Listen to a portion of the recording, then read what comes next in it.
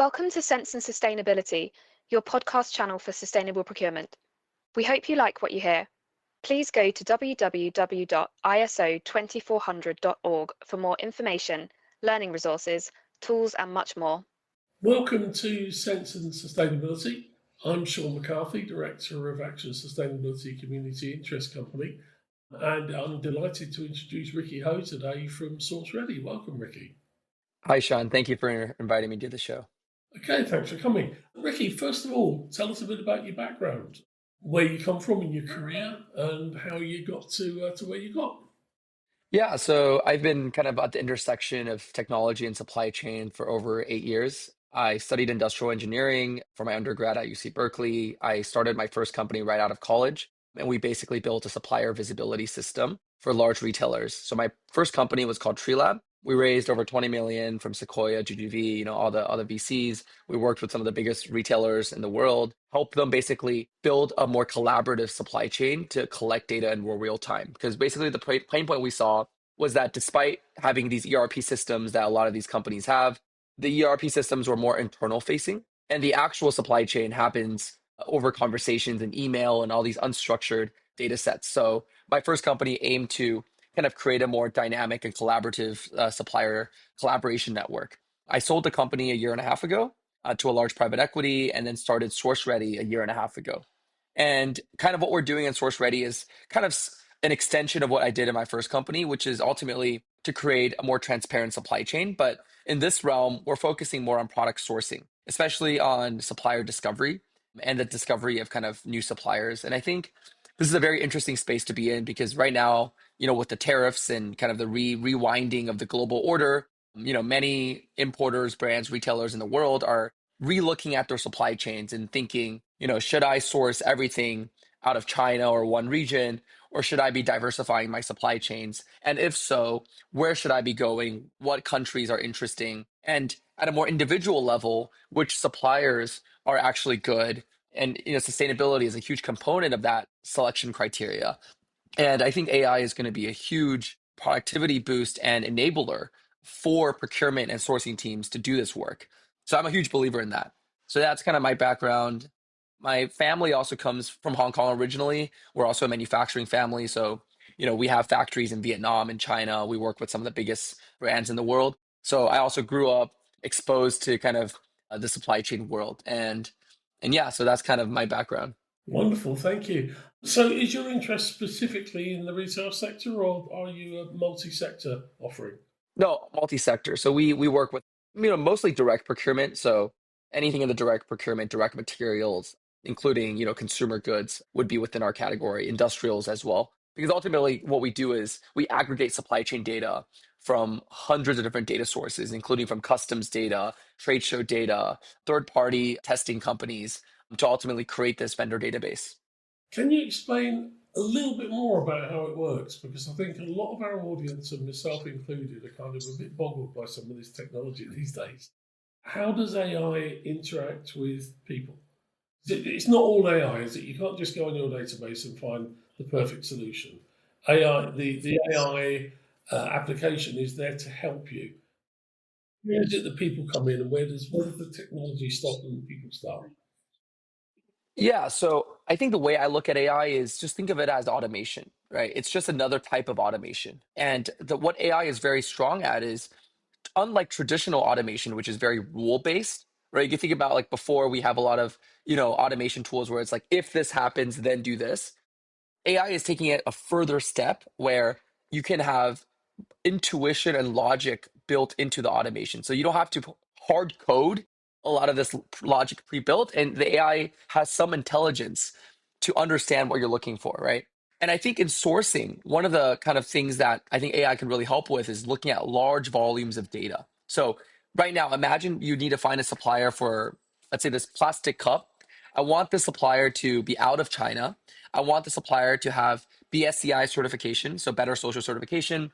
I want the supplier to have ISO, 9001 for quality, etc. Right? So based on that requirement, there's probably thousands of suppliers, maybe even more in the world that could match this.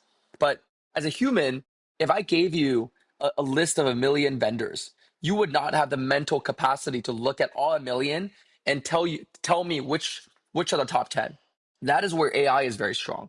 AI can look at large volumes of data in a matter of 20 seconds, tell you which suppliers out of that million can match your three requirements of plastic cups out of Vietnam and, for example, has BSCI certification. So fundamentally, it's a search problem. It's like, AI is very good at search. Think about Google, right? Google was like the first to employ AI in search, but Google is obviously a general search engine. So, it's used for just, searching for anything online. Procurement and supply chain is a very specific use case. And kind of our goal is we want to build a better search experience for the world's supply chain data. And one of the challenges here is a lot of supplier information is not publicly available. So a lot of factories don't even have websites. So like, how would I even find their information? So this is where our solution comes in. We aggregate data from Dun and Bradstreet, from customs agencies around the world. We buy data from trade shows and certification agencies to ultimately create this supplier database. So like we have a lot of, we have over 2.1 million suppliers in our system. And a lot of these suppliers, if you Google them, you won't even find information about them online. But we have data on it because we have data from all these different government agencies and certification companies. So yeah, so that's kind of like the gist of, where we think AI can be, very, very powerful. Yeah, thank you. So is this about tier one or multiple tiered supply chains? Because you mentioned, Multiple tier. because there's, as you said, there's a lot of suppliers out there that don't even have websites, particularly, factories in the Far East, etc. So a user could potentially build a picture of a multi-tiered supply chain. Of course, you can have tier one, tier two, tier three, right? So we have big procurement teams using us to find, let's say, cotton suppliers in Egypt, or you might want to find a supplier that can make, coffee beans in South America, right? So, and a lot of these vendors, they're not direct selling to the end product. They're selling to other vendors, other suppliers as well. And because we have the import export data, we can actually map out the supply chain. So I can see, okay, Walmart bought, some good from an OEM factory, right? Like a final assembly factory. And then this supply, I can see who their suppliers are. So where are they buying their direct materials from? And then you can kind of trace back the supply chain to see who are your vendor's vendor and who are your vendor's vendor. And I think what's also interesting here is from a traceability perspective, this can be very useful for compliance because I can do, for example, sanction screening, not only to do sanction screening on my direct vendor, but I can do sanction screening to see if my direct vendor is utilizing any vendor that is being sanctioned, right? Because a lot of times, I'll give an example, and there's a sanction called like Uyghur, Forced Labor Act, which basically like China is like, using some forced labor in Xinjiang region. And a lot of cotton, I think most of the world's cotton is actually grown in that region. And a lot of times, like when you buy like a t-shirt, it could be using cotton grown in Xinjiang. And this is a huge risk for teams because when you're working with this, garment supplier, you might not know where they're buying their materials from. And if they're buying materials from a sanctioned region, then that is a huge risk and red flag. So the ability to kind of map all these data sources together from customs data, from all these sources allows teams to run compliance at scale, right? Because you can literally look at thousands of data points and find out where potential risks may lie in the supply chain. Yeah, this is totally amazing. This is mind-boggling for an old procurement guy because it's being able to properly map a supply chain really is the holy grail of sustainable procurement. And I mean, I remember talking to Adidas. I went to their place in Germany when I was working on the London Olympics, and that must have been 20 years ago. And they were talking to me about supply chain mapping, and they said, "Oh, we've got this fantastic information. We know all the factories where our garments are made. We know we've got them all audited, and we understand the ethical standards, and we know where every meter of fabric has come from in all of our garments." And I'm like amazed because these guys have been working on this for 20 years. But then what they said to me is, but we failed. We haven't got that yet. Now, bearing in mind this is 20 years ago, so they may be there now. We don't know where every fibre comes from. I'm like, oh my God, guys, why do you need to know this? And it's exactly what you just said. In fact, their story was once again about cotton. And in their case, it was about cotton from Uzbekistan, where forced labour is pretty much government endorsed in Uzbekistan. So if your cotton's coming from Uzbekistan, the chances are it's been picked and processed by slave labour. Very high possibility. So getting to that information, doing it manually is a complete nightmare because you go to the top tier supplier and you say who are your sub suppliers, they'll go commercial confidentiality, can't tell you, Yeah, exactly. because there's this paranoia about you're going to go directly to my sub supplier and do a deal with them, or you're going to find out how much we're paying them, and they're going to come back and negotiate with me. So there's layers and layers of secrecy in global supply chains. So any way that a procurement professional can actually start to unpick that and map that multi-tier supply chain is really, really helpful. Exactly. So I think one data set that is underutilized today is customs data, right? So import export data are actually public records for most countries. And the supplier can't lie about it, right? You can't just, because if you ask the supplier, they can always not tell you the full truth. But when you import something, you have to declare at customs, and there's no way you can lie about that. The only challenge that we have now, actually, just transparently speaking, is if the supply chains are completely domestic and vertically integrated, it's harder to get the data. So like imagine if it's a Chinese supplier buying cotton from another Chinese supplier, there is no public data set that we can get to access that because there is no customs declaration in the middle.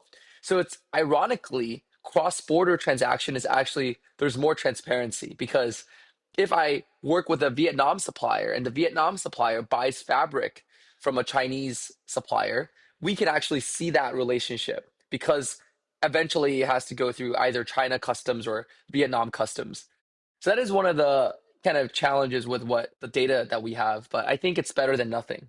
It is, and in fact, My next question was going to be about China because it's notoriously hard to get information out of China from Chinese suppliers, and transparency isn't really there. So, how would you tackle that? I mean, you talked about custom data. Are there other ways of using the technology to get the data that maybe we can't get from picking up the phone or sending emails or using Google? Yeah.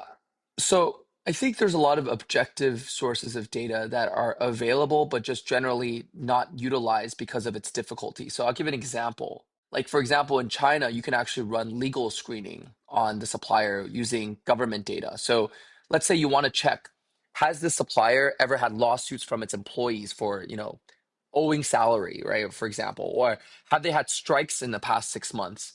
Has the supplier owed money? Do they have any active debt? Have they ever had any insolvency issues? So that is actually all data that you can acquire directly from the Chinese government. They actually have an integration that you can do to check any company tax ID, and they can create a report of this supplier's kind of just incorporate like very basic like a financial and legal screening, right? So this is something that we can integrate directly with and just like screen a supplier for this basic risk.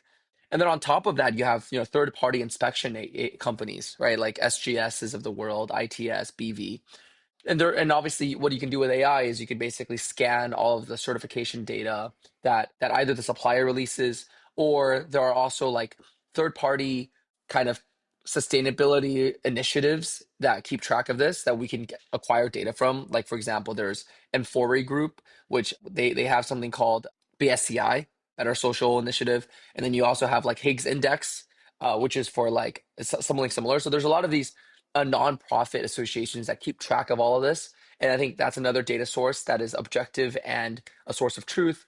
And then I think another thing that you can always look at that I think is actually the most important is you could see what customers a supplier currently works with by looking at their export data. And that actually tells you a lot about their compliance. So if you know a supplier, for example, is actively working with Adidas, Adidas has a very, very strict supplier compliance and onboarding thing. So you don't even need to do anything. If you know that they're an active vendor for Adidas, they're going to be relatively a compliant vendor with all the global regulations, right? As opposed to a supplier that is mainly working with a lot of smaller e-commerce brands or these smaller companies. The Adidas factory, I can almost tell you with guarantee is going to be running at a much higher standard from a compliance perspective So you can almost use the big companies as the enforcement. Like why do the enforcement yourself and just work with the supplier that already has all the Somebody else to pay for it. exactly. I mean, again, that's fascinating. I worked for Shell in procurement, and this is, I'm looking way back in the 1980s and 90s now, and it was much the same. Our procurement was world renowned in the oil and gas sector. So a lot of other companies would say, yeah, if do you supply Shell? You know, if you're qualified to supply Shell, then you're okay for us. So that's amazing. Looking at it from your client's point of view, somebody comes to you and wants some information. I suppose if I look at the sort of traditional way of doing supplier evaluation, qualification, etc. So if I go to Ecovadis, or if I go to Achilles, or I can't remember the name of the other one now, they would work by sending a lot of questionnaires to suppliers and getting answers back, and processing all of that information, and then coming up with a risk profile of the supplier. It sounds to me like you do things very differently and potentially a lot more efficiently. So there's a couple of stages with supplier auditing. So what they do typically is on the latter half, like once you're already planning to work with the vendor, you can kind of do this more in-depth screening. But imagine today you're trying to look for a new supplier around the world.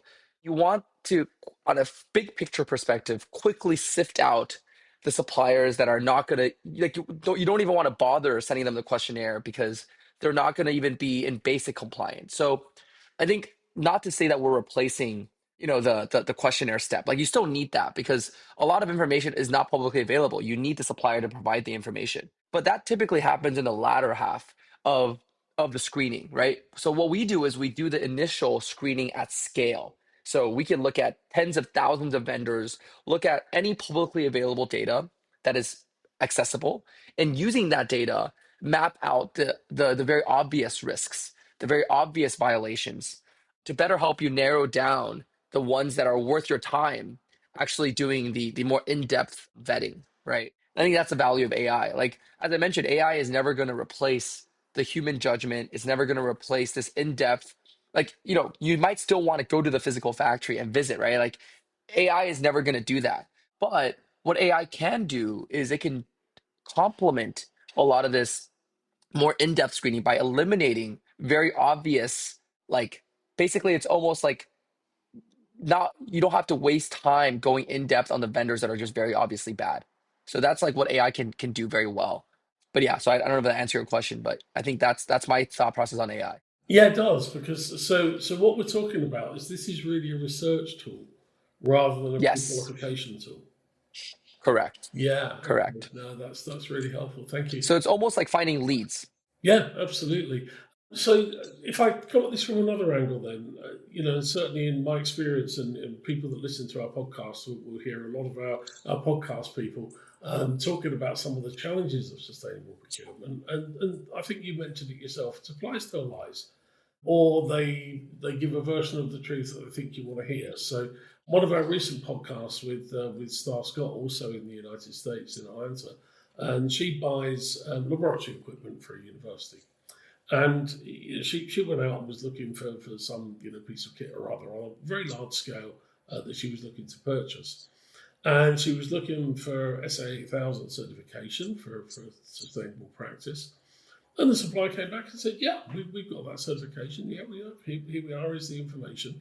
It turned out, having gone into a bit more depth, of the 14 factories that this supplier has in the world, 3 of them have got the certification that she asked for, but none of those are actually supplying the goods that she's buying. So was the supplier telling lies? Well, they were kind of telling the truth, but not really the truth that she was looking for. Does your process system offer help with that? Yeah, I think this is a tricky part.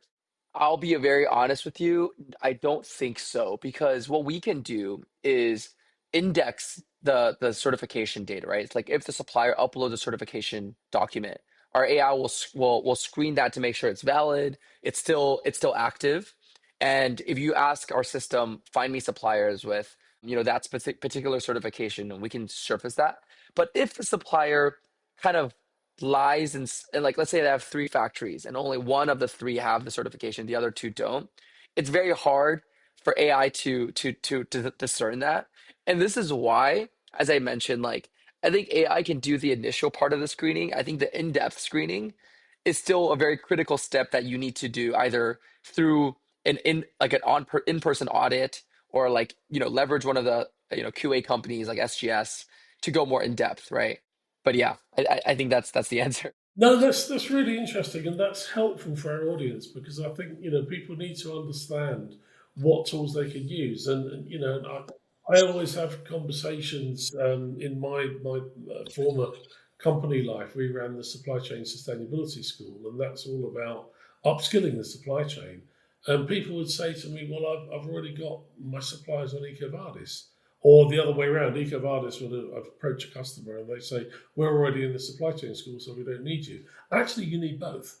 And there's a number of different things that need to come together to effect a successful sourcing exercise. But obviously, for me, the benefits of what you're doing, I mean, obviously, you save an awful lot of time and you can add an awful lot of value by having that research done by AI up front. And the other really exciting thing for me is about mapping and understanding, because a lot of supply chain risks are actually buried in tier 4, 5, 6 of the supply chain, and very, very hard to trace. So being able to trace those is really, really valuable and very helpful indeed. So as I say, your offer is very much about research. It's very new, really. It's something that I think can add value a great deal to a procurement professional's life, which is becoming more and more challenging. Where do you see the big challenges in global supply chains? You mentioned earlier a lot of companies are looking at, do I need to stop getting all my stuff from China? Do I need to change the way things are being done? We've got the whole question of which country's got which tariffs today. When's tomorrow's announcement going to come? Conflicts all around the world. We've had a global pandemic not that long ago, which completely disrupted supply chains. We've got the cost of shipping is skyrocketing. Lots of things are happening around the world that are not helpful to anybody trying to do procurement. And certainly, I know in your country, in the United States, people are really struggling with the changes in tariffs, and everybody is around the world. What's your view? So, because, as you mentioned, the world is getting more chaotic from multiple angles, right? First of all, you have the geopolitical rivalry between US and China. Have all these wars happening around the world. I think resilience is the key word that everyone should be thinking about. How do I build a more resilient supply chain? And resilience essentially means you don't want one specific event to disrupt your entire supply chain, right? Whether that's a war or whether that's China and US rivalry or whatnot. That is not to say that you should be moving all your suppliers out of China. China, to be honest, is just so good at manufacturing in so many categories, and not taking advantage of that is just stupid. However, what I do think is you need to start looking at supply chain as a more nuanced approach. So, for certain types of products, I actually think there are regions much more competitive than China. So, things where labor is a larger component to the cost of the good, Bangladesh, Vietnam, Sri Lanka, Cambodia. These are all regions that are very interesting. A lot of apparel has already moved away from China because of that. And then there are also things where time is very sensitive, and this is where nearshoring has become popular, right? Mexico, for people in the U.S., right? You have people looking at South America because a ship going from Shanghai to L.A. takes 2 weeks, but a truck going from Mexico to the U.S. takes 2 days. So you can shave off literally 13 days, and that is really, really good for replenishment and being fast.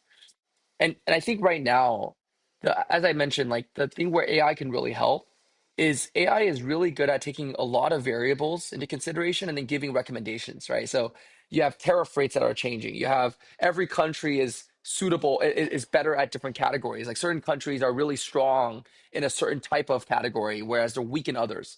And even like if you look at apparel for specifically, it's very nuanced. Like for example, Vietnam is very good at polyester products. Like they're very good at these like synthetic materials.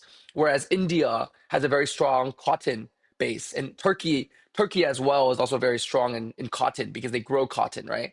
So how do you have AI really understand the world supply chain and say, okay, if you're going to make cotton-based product and you're selling to Europe and you're more on the premium end, why not go to Turkey? Right?